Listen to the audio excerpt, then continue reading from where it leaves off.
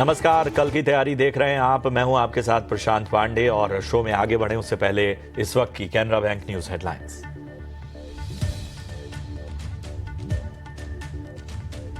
बाजार में लगातार चौथे दिन गिरावट। निफ्टी 67 अंक गिरकर 25,100 के पास बंद। निफ्टी बैंक दिन के निचले स्तरों से 1701 अंक रिकवर होकर 56,760 के पास सपाट। आईटी और फाइनेंशियल शेयरों में ज्यादा दबाव। कमजोर तिमाही नतीजों के बावजूद ओला इलेक्ट्रिक का शेयर 19% दौड़ा।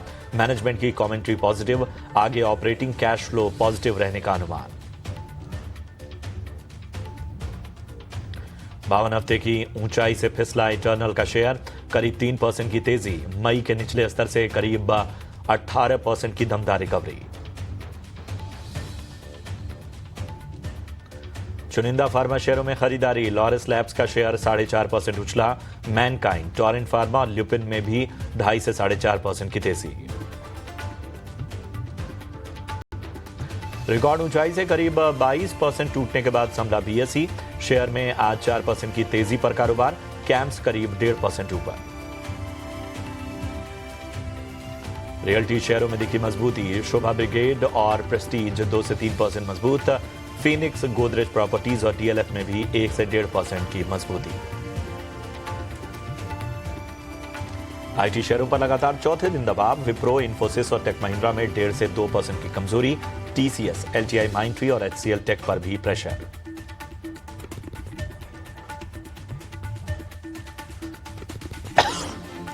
और दिग्गज केमिकल कंपनी बास के आउटलुक घटाने से केमिकल कंपनियों पर दबाव। नवीन फ्लोरीन, एसआरएफ और दीपक नाइट्राइट में गिरावट।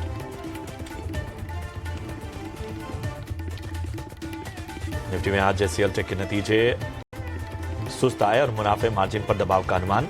टाटा टेक्नोलॉजीज, रैलिस इंडिया और तेजस नेटवर्क्स के नतीजे भी।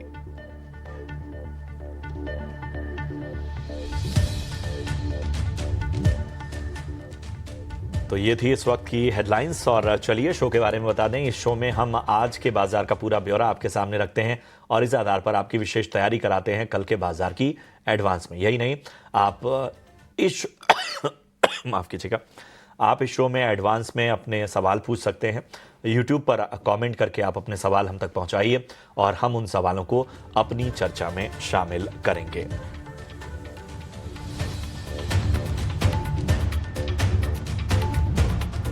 कौन सा स्टॉक आपने लिया है, किस भाव पे लिया है, कितनी क्वांटिटी में लिया है और आपका नजरिया क्या है, ये बताइए और हम आपके सवालों के जवाब देंगे। आज जो आप सवाल पूछेंगे उसके जवाब कल के शो में दिए जाएंगे।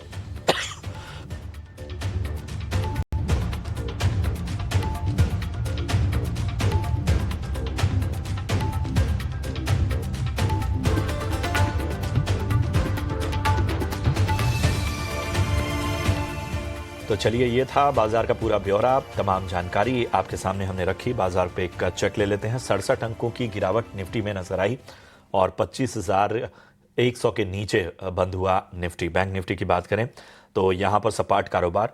56,750 के पास क्लोजिंग हुई बैंक निफ्टी की। अगर हम आज निफ्टी के गेनर्स की बात करें तो इटर्नल 0.3% चढ़कर निफ्टी का टॉप गेनर बना। टाइटन में 1.25% की तेजी आज हमें देखने को मिली। इसके अलावा HDFC life, ONGC, SBI life, Adani enterprises जैसे स्टॉक में आज तेजी का मोमेंटम कायम रहा। दबाव कहाँ रहा? निफ्टी के लूजर्स की लिस्ट अगर आपके सामने लेकर आए तो जियो फिनांस 2% से ज्यादा गिरा। टेक महिंद्रा में लगभग 1.5% की गिरावट नजर आई। विप्रो भी 1.5% टूटा। वहीं बजाज फिनांस 1.5%, एशियन पेंट्स में भी 1.5% तक की गिरावट देखने को मिली और इन्फोसिस में भी आज लगभग 1.5% का दबाव देखने को मिला। किरण जी माफ कीजिएगा, जरा बाजार पर राय दीजिए। Good afternoon everyone. First of all तो ओवरऑल अगर हम मार्केट की बात करें तो जिस तरह से Nifty bank Nifty last week से हमने स्टार्ट किया था कि मार्केट एक करेक्शन फेज के अंदर है, अब आज जिस तरह का माहौल था, हमने देखा सुबह मार्केट एक फ्लैट ओपनिंग, मार्केट में रिकवरी, लेकिन वापस सेकंड हाफ में एक जो सेल ऑफ देखा, लेकिन क्लोजिंग टाइम के आते-आते हमने देखा कि लोअर टाइम फ्रेम के ऊपर एक अच्छा खासा रिवर्सल फॉर्मेशन पैटर्न बना हुआ है। डेली चार्ट पे भी कहीं न कहीं 50 दिन की मूविंग एवरेज के आसपास से निफ्टी में एक अच्छा खासा रिकवरी हमने देखा है। अगर आप देखोगे तो निफ्टी की चार्ट के ऊपर एक हार्मोनिक पैटर्न बनी हुई है, जिसका प्रोबेबल रिवर्सल जोन जो है वो 25,000 से लेके 25,050 के आसपास, वहीं से मार्केट में एक रिकवरी भी हमने देखी है। जबकि बैंक निफ्टी की बात करें तो बैंक निफ्टी अभी भी अपने 20 दिन की मूविंग एवरेज के ऊपर कायम है। सो कहीं न कहीं स्ट्रॉन्ग एक आज का रेजिलियंस था बैंक निफ्टी के अंदर। निफ्टी में तो हालाँकि सेक्टर स्पेसिफिक एक जो बिकवाली थी उसके कारण नीचे आया है। लेकिन ओवरऑल आज का जो सेटअप है वो काफ़ी पॉजिटिव है। There are very good chances कि कल के सत्र में हम एक अच्छी खासी तेज़ी देख सकते हैं। सो निफ्टी के अंदर आप ध्यान रखिए 25,100 का लेवल, अगर 25,100 की लेवल के ऊपर मार्केट कल ओपन होता है तो सस्टेन होता है, तो there are very good chances कि हम वहाँ से एक अच्छी खासी रिकवरी देख सकते हैं। तो कंडीशनल बाय रहेगा, 25,100 के ऊपर आप बाय कीजिए। एक पोजिशनल स्टॉप लॉस 24,900 का रखिए और ऊपर में 25,300 से 25,400 के लेवल, ये गुरुवार यानी कि ये वीकली एक्सपायरी तक हमें देखने को मिल सकते हैं निफ्टी में।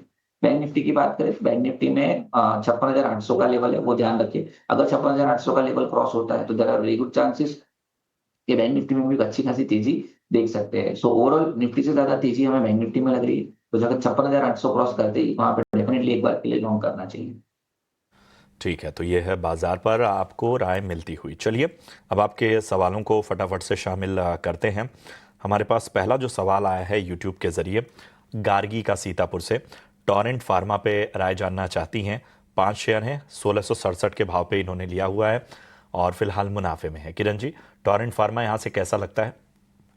टॉरेंट फार्मा की अगर हम बात करें तो ओवरऑल फार्मा सेक्टर के अंदर एक अच्छी खासी तेजी हमने देखी है। हॉस्पिटल सेक्टर्स के अंदर देयर आर चांसेस कि हम एक अच्छी खासी तेजी देख सकते हैं आने वाले समय में भी। परंतु फार्मा के अंदर एक मिला-जुला हमें ओपिनियन दिख रहा है, लेकिन टोरेंट फार्मा उसमें काफ़ी अच्छा रेजिलियंस वाला स्टॉक है। रिसेंटली जो करेक्शंस आए, इस करेक्शंस में स्टॉक ने अपनी इंपॉर्टेंट मूविंग एवरेज को तोड़ा नहीं है। अभी भी उनके सपोर्ट के साथ काम कर रहा है। तो मेरे हिसाब से करंट मार्केट प्राइस या कोई भी डिप आता है 3300 तक का, तो यहाँ पे लॉन्ग पोजीशन करनी चाहिए। एक पोजिशनल स्टॉप लॉस आप 3300 के नीचे का आप मेंटेन कीजिए। जब तक 3300 का लेवल ब्रेक नहीं होता है, तब तक there are very good chances कि हम 3600 से 3800 तक के लेवल टोरेंट फार्मा में देख सकते हैं। डेफिनिटली टोरेंट फार्मा होल्ड रखना चाहिए और 3300 का एक्स्ट्रा स्टॉप लॉस मेंटेन करना चाहिए। ठीक है, तो ये है टॉरेंट फार्मा पर आपको राय मिलती हुई। और बढ़ते हैं आगे, वैष्णवी का सवाल लेते हैं। आईआरबी इंफ्रा पे राय जानना चाहती हैं। 66 रुपए के आसपास इन्होंने आईआरबी इंफ्रा खरीदा है, पूछ रही हैं क्या करना चाहिए। हाँ, आईआईबी इंफ्रा की अगर हम बात करें तो ओवरऑल चार्ट पैटर्न वीकनेस के अंदर है। हम देखेंगे तो एक फॉलिंग ट्रेंड लाइन या तो फॉलिंग चैनल के अंदर ट्रेड कर रहे हैं, सभी इंपॉर्टेंट मूविंग एवरेज के नीचे ट्रेड कर रहे हैं। मोमेंटम इंडिकेटर भी नेगेटिव जोन में है, तो मेरे हिसाब से एक स्ट्रिक्ट स्टॉप लॉस इनको यहाँ पे 45 का मेंटेन करना चाहिए, क्योंकि एक राइजिंग ट्रेंड लाइन का सपोर्ट है। वैसे तो सभी इंपॉर्टेंट मूविंग एवरेज के नीचे ट्रेड कर रहे हैं, तो 45 का एक स्ट्रिक्ट स्टॉप लॉस, जो 45 का लेवल अगर ब्रेक होगा तो चांसेस है नीचे में 40-42 तक जा सकता है। तो एज ऑफ नाउ आप होल्ड रख सकते हो with strict stop loss of 45। तो ये है राय आपको मिलती हुई आपके स्टॉक पे। अगला सवाल अगले दर्शक का लेते हैं। सुमित गुप्ता प्रयागराज से इन्होंने सवाल पूछा है। बीएसई लिमिटेड पर राय जानना चाहते हैं। 2535 के भाव से इन्होंने बीएसई खरीदा हुआ है, 6 महीने का नजरिया चाहते हैं। किरण जी। बीएससी की अगर हम बात करें तो रिसेंटली जो एक करेक्शन आया था, उस करेक्शन के बाद हम देख रहे हैं कि स्टॉक्स में एक सपोर्ट लेने का काम कर रहा है। आज के दिन में एक गैप अप ओपनिंग हुई, साथ ही साथ आप देखोगे तो प्रीवियसली स्टॉक में 2350 से लेके 2400 का एक क्लस्टर सपोर्ट था, जिसपे स्टॉक ऑलमोस्ट 10-15 दिन कंसोलिडेट हुआ था। वहां से आप एक अच्छा सपोर्ट मिल रहा है। दूसरी तरफ आप देखोगे तो स्टॉक के ऊपर एक हार्मोनिक पैटर्न भी बनी है, जिसका एक स्ट्रॉन्ग सपोर्ट 2300 है। तो तब तक 2300 ब्रेक नहीं होता है, तब तक बाय ऑन डिप की यहाँ पे सलाह रहेगी। आप 2300 का स्टॉप लॉस मेंटेन कीजिए, और जिस तरह से चार्ट पैटर्न हम देख रहे हैं, वापस में ये स्टॉक 2700-2800 तक के लेवल जा सकता है। तो एज ऑफ नाउ आपको होल्ड रखना है 2300 के स्टॉप लॉस के साथ। ठीक है, 2300 के स्टॉप लॉस के साथ होल्ड करने की आपको सलाह यहाँ पर मिलती हुई। चलिए यहाँ पर हमें एक छोटे से ब्रेक के लिए रुकना होगा। ब्रेक के उस पार भी आपके सवालों को शामिल करेंगे, बने रहिए हमारे साथ।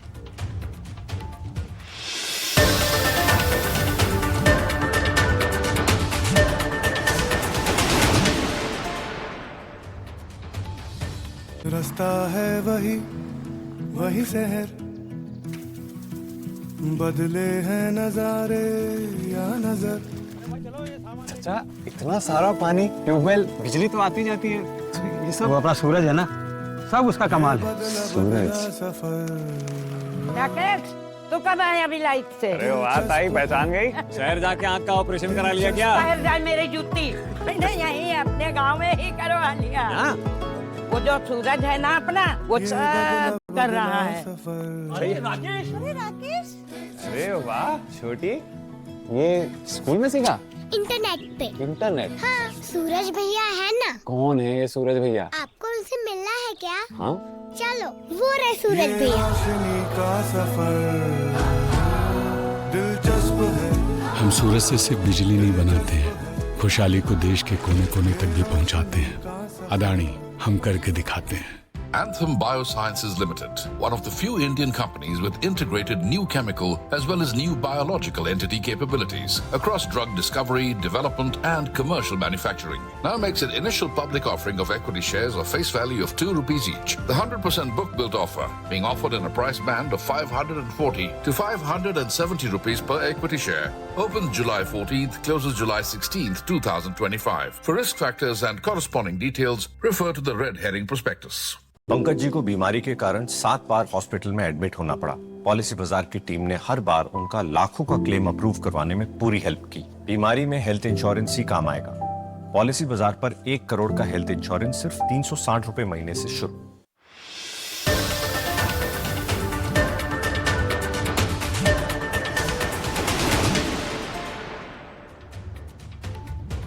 ब्रेक के बाद आपका स्वागत है और आप देख रहे हैं कल की तैयारी, और हम लगातार आपके सवालों के जवाब दे रहे हैं। जो भी सवाल है आप हमें भेजते रहिए, यूट्यूब के जरिए हम लगातार सवाल उठा रहे हैं। अगले दर्शक है हमारे साथ कमलेश हेमानी हैं। टाटा स्टील के 100 शेयर हैं वोल्टा, और हालांकि इन्होंने भाव नहीं लिखा है, और वोल्टास के भी इन्होंने 150 शेयर लिए हैं।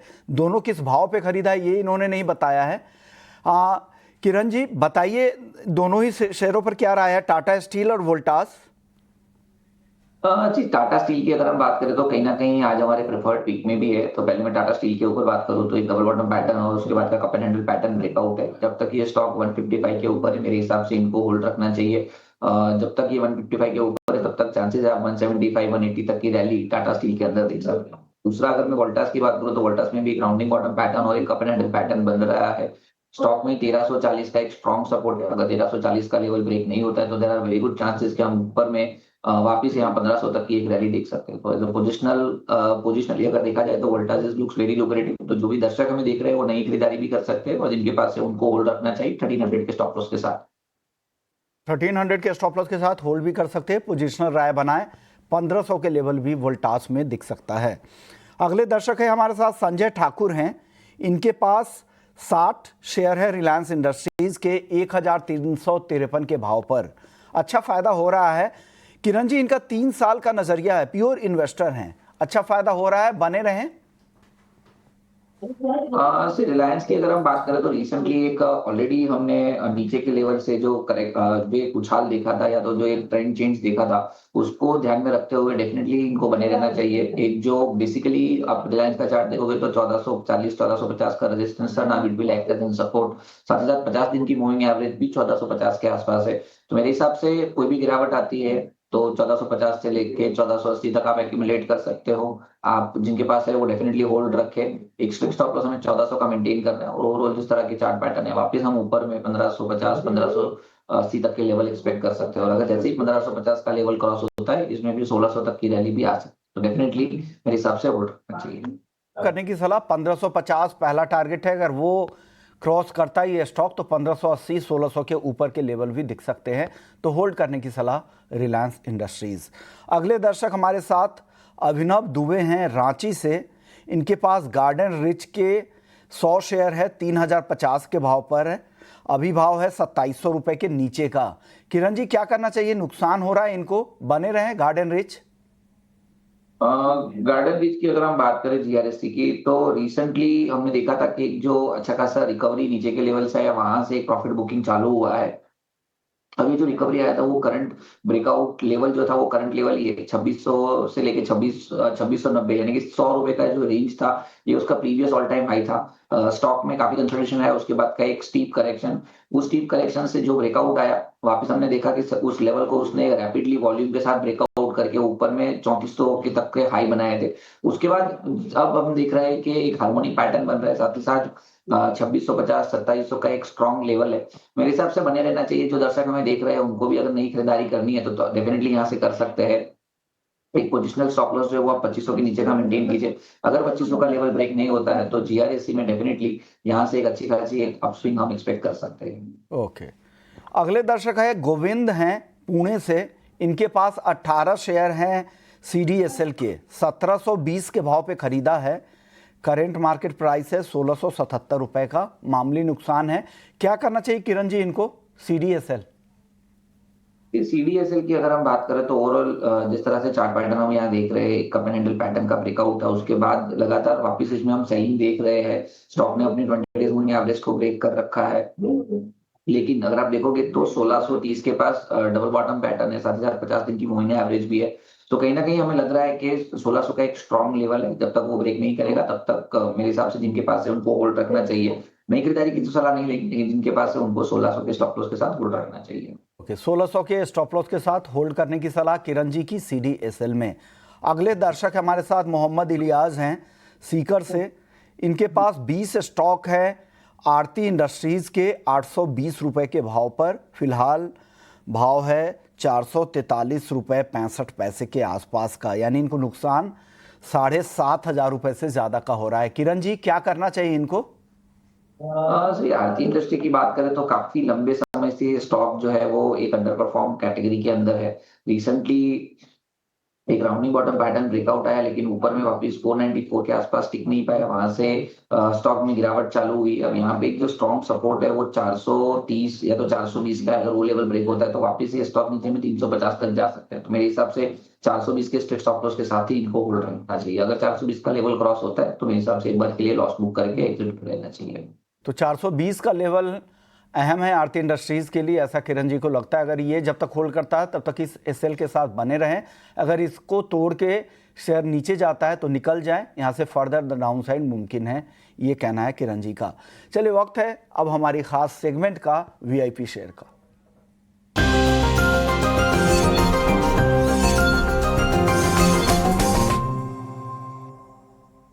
चलिए अब वक्त हो चुका है वैल्यू इन्वेस्टमेंट पिक जाने का। किरण जी बताइए आपकी कौन सी वो 2 टॉपिक होंगी?